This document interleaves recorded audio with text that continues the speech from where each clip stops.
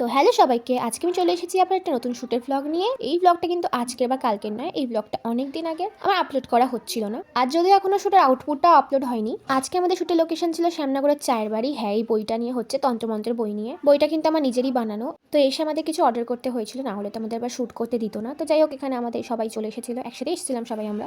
আর আমাদের শ্যুটও স্টার্ট হয়ে গেছিলো। আর এখানে আমি ঠান্ডার মধ্যে এরকম জামা পরেছি। হ্যাঁ, তোমরা ভাবতেই পারো যে ঠান্ডার মধ্যে এরকম জামা কিভাবে পরে রয়েছে। অ্যাকচুয়ালি তখন নভেম্বরের শুরুতে, মানে 15 তারিখে, তো অতটা ঠান্ডা পড়েনি, ছিল ঠান্ডা, বাট এতটাও না যে আমি ফ্যাশন করতে পারবো না। আজকে আমাদের দুজনেরই শ্যুট ছিল। আর এই দিদিটার সাথে আমি এর আগেও রাধা কৃষ্ণে যে নিঠুর মনোহর গানটা বেরিয়েছিল, সেখানেও রাধা মানে আমার সখী ছিল দিদিটা। আর এখানে আরো খাওয়া দাওয়া হয়েছিল আমাদের, মোমো কাটলেট, কিন্তু সেগুলো আর ভিডিও করা হয়নি। আর এই লোকেশনে আমি আগেও অনেকবার এসেছি, একটা শ্যুটও হয়েছে এখানে শ্যামনগরের কল্যাণী রোডের ওপরেই একদম এই ধাবাটা রয়েছে।